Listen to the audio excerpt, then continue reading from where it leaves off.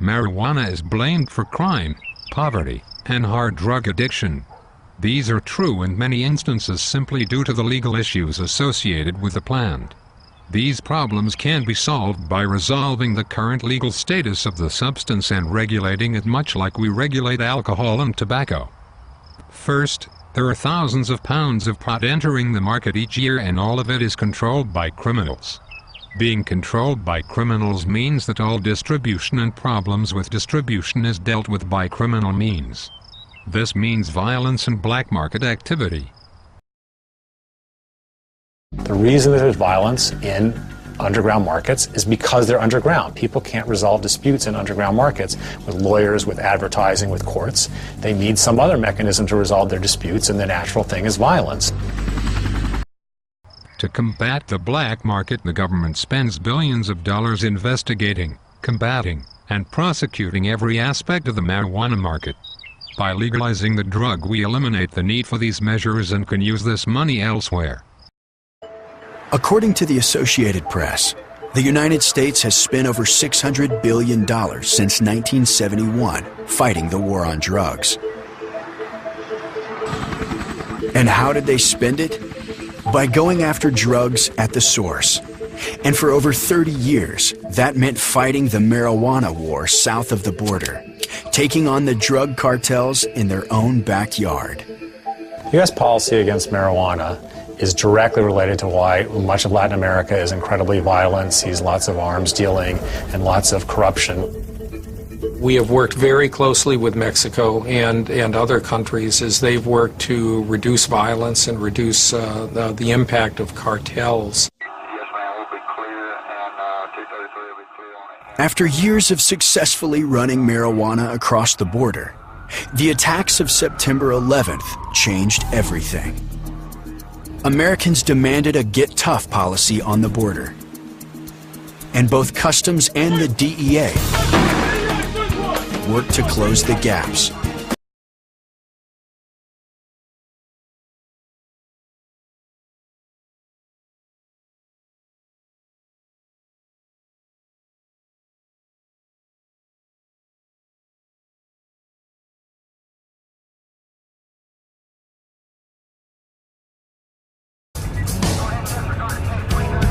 To complicate matters even more, the laws may not always be applied equally when it comes to arrest and conviction rates amongst different ethnic groups. In the United States, there's terrific racial disparity amongst who gets arrested.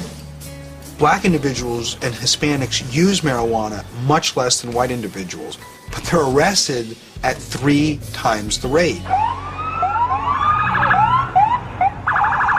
In New York City, where most people think of as being a very liberal, tolerant place about marijuana, for every 9 blacks and Hispanics arrested, 1 Caucasian is arrested. They had 44,000 people arrested in 2008, and 90% were for minorities. So what do all of these arrests and prosecutions cost the U.S. taxpayer? The answer may surprise you. The United States of America currently spends $13.7 billion on marijuana possession crimes. We arrest a marijuana user once every 37 seconds. Prisons and jails are not just bricks and mortars.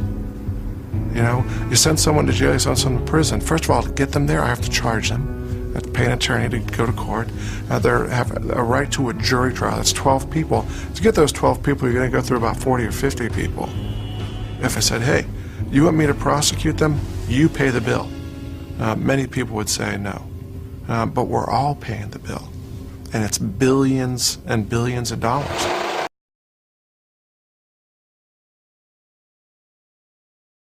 So the government will be saving billions and the pot industry will be generating revenue and creating jobs.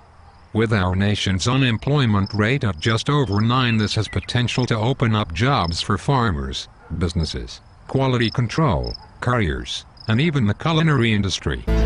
Those in favor of legalizing pot insist that regulation and taxation are the keys to a successful marijuana policy.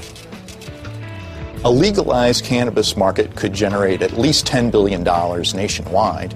And when you add up the amount of time we've saved with law enforcement, court time, and the taxes brought in, this could reach 11 to 13 billion without a lot of problem.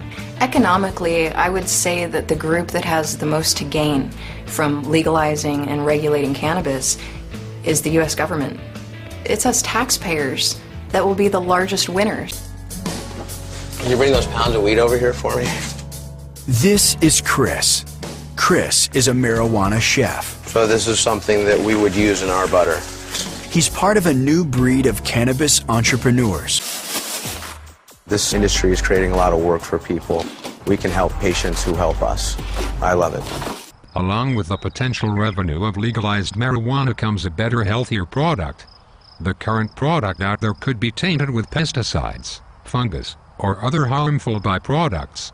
If the substance was regulated, then quality control measures could be implemented to ensure safety. One such facility ready to carry out such tests is Steep Hill Laboratory. We're a quality assurance testing lab for the medical cannabis industry. We process cannabis samples for dispensaries who are interested in providing clean, safe medical cannabis for their customers. Located in Oakland, California, Steep Hill tests medical marijuana for potentially dangerous substances such as pesticides. That would be organophosphates, organochlorides, which would be like DDT and things that are generally considered very bad and probably aren't used very often. Steep Hill also screens for various fungi and molds, which could be harmful to the very patients who use medical marijuana. When you're talking about people who are immune deficient, HIV patients, cancer patients, some molds can actually become a very serious problem and potentially lethal problem. And there's evidence in the medical literature that that has actually occurred. But without formal regulation of the cannabis industry, labs like this one can only make recommendations. There currently aren't any well-established guidelines for cannabis as far as what are the safe levels. Obviously, if something tests positive for E. coli, we're going to tell them to take it off their shelf. If something tests positive for dangerous pesticide, we're going to tell them to take it off their shelf, but we don't control what the dispensaries choose to do with their product. A better quality product leads to safer usage. Most experts agree that marijuana is a safer alternative to alcohol and tobacco. Cannabis is far less harmful to health than tobacco, and it's far less dangerous in terms of developing a bad drug habit. It's also far less dangerous than alcohol in terms of crazy behavior under the influence. With that said, there is still the potential for abuse as with any mind-altering substance, and because of this, education on the importance of moderation must be implemented on all of these substances.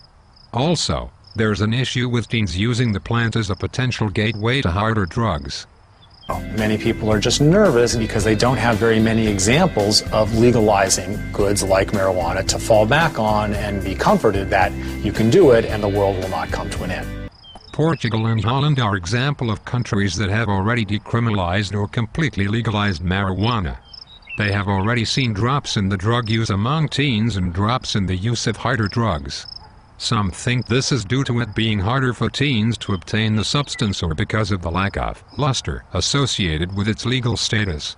Experts also say that because other harder drugs aren't being pushed on users when buy marijuana, that the harder drugs aren't being sought out. If the legalization of marijuana can generate revenue for government and the unemployed, alleviate budget issues associated with marijuana involved with the war on drugs, and is a better alternative than already legal mind-altering substances, then we should most definitely legalize it. I do believe all these things can be done with regulating it like alcohol and tobacco.